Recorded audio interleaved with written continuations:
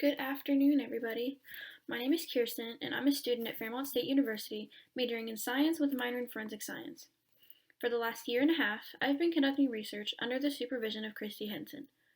I've had the opportunity to do and learn a lot while conducting my project, and I'm excited to share that with you today.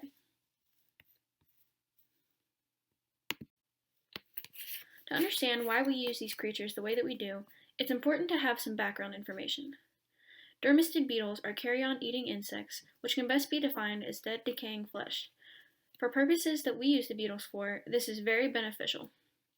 A number of undergraduate projects at Fairmont State University, as well as classroom instruction, has included various types of bones. Our beetles allow for minimal damage to the bones, which allows projects and instruction to run smoothly. Their purpose in medico-legal analysis can be to help determine how long a body has been in a certain state or position, given that they show up between 1 to 2 weeks of death. For osteological research, having these dermestids is great when you need a clean bone to work with.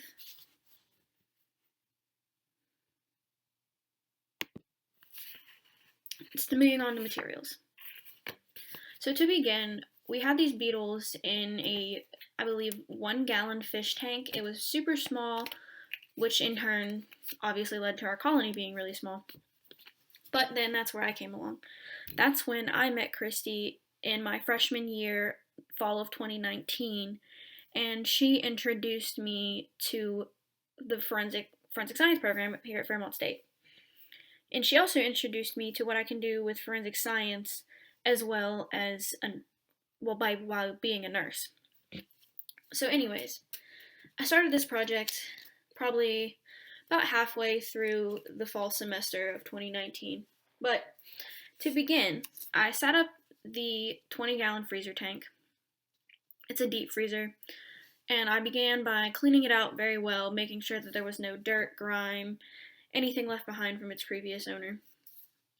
I then spent approximately a week using a 2-part epoxy to seal the crevices of this freezer tank, just to be sure that my beetles couldn't escape. Once that 2-part epoxy dried, I placed a slick aluminum tape over the cracks, as you can see pictured here. This just ensures that the beetles can't climb up the side and escape as well.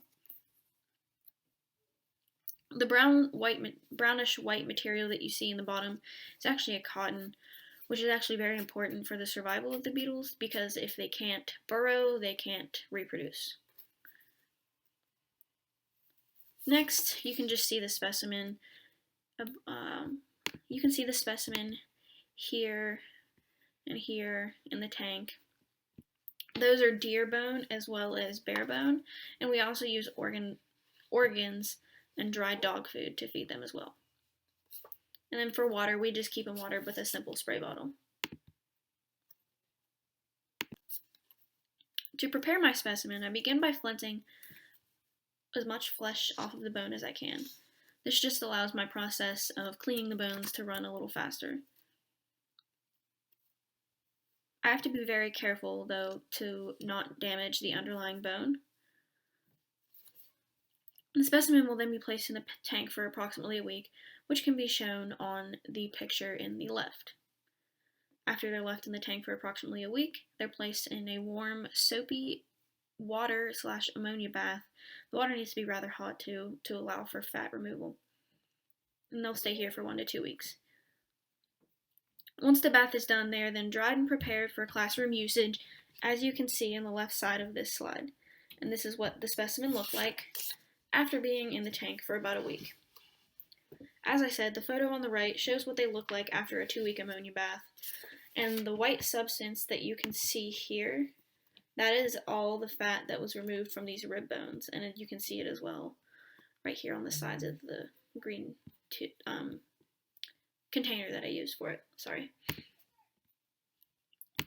Now moving on to after we take them out of the tank, or the ammonia bath, I should say. So this is me.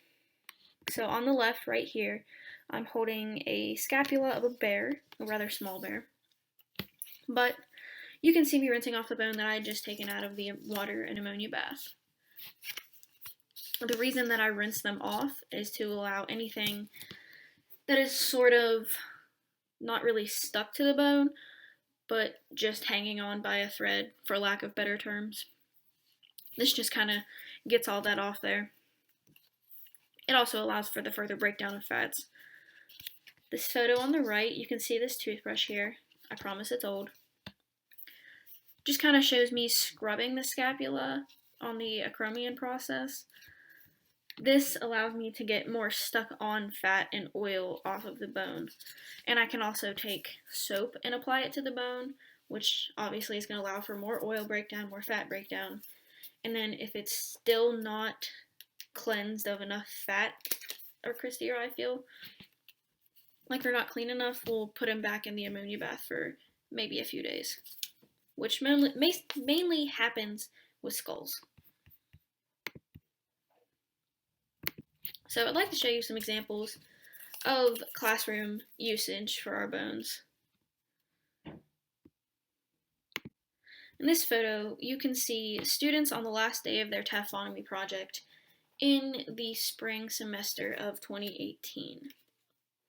The beetles were utilized to assist in the cleanup of this particular project.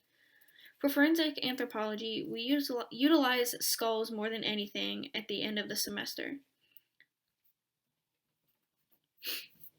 The beetles helped clean up our little friend Oscar down here that you can see. So taphonomy is really the study of postmortem changes, focusing more on environmental effects such as decomposition, which can be clearly seen in this photo. So moving on to forensic anthropology. So for forensic anthropology, there's a large project at the end of the semester that they like to call their skull reconstruction. What happens with these skulls is, obviously, I will prepare them. I'll place them in the tank, flinch them, clean them off, put them in the ammonia bath, and then Christy will inflict various forms of trauma on them using hammers, crowbars, really anything she can get her hands on.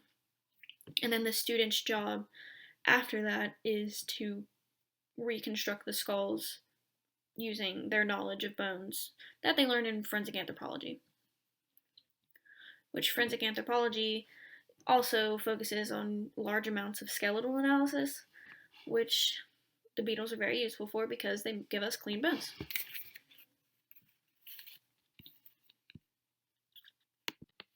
So the last thing that I would like to talk about is my friend Gabby's research project. So as you can see right here, Gabby has a drill, and this little white dot that may be kind of hard to see is actually a tooth. So how we obtain that tooth is obviously we clean the skulls, as I've told you before, and extracted the teeth, and then Gabby is trying to see if she can extract amounts of DNA to see if maybe somebody could be identifiable, through DNA extracted from their teeth. So here is just kind of the life cycle of the beetles. Aren't they cute? So you have the egg cycle right here. The beetles arrive within 1 to 2 weeks of death and lay their eggs, which you have the eggs here. Eggs will hatch within 4 days and become larvae, which is a large amount of our population with the beetles. And then they'll grow through 7 to 9 molts within 5 to 6 weeks, which is the reason that we have so many of these larvae here. And if you remember when I was talking about my cotton, the reason that they need to burrow is so that they can grow into pupae. And then the very last stage will be our cute little adult guys over here, which will emerge within 7 to 8 days of growing the pupae. So none of this would have been possible, of course, without my supervisor and mentor, Christy Henson, and using her reference of using mammalian skulls to enhance undergraduate research on skeletal trauma in a forensic anthropology course. Go, Christy. And then, of course, I would like to acknowledge the NASA West Virginia Space Grant Consortium, my training grant, the first 2 Student Network, and NSF Includes Alliance, as well as the students and hunters who donated specimen for me to use. I thank everybody for watching today, and if you have any questions, feel free to get a hold of me. Thank you.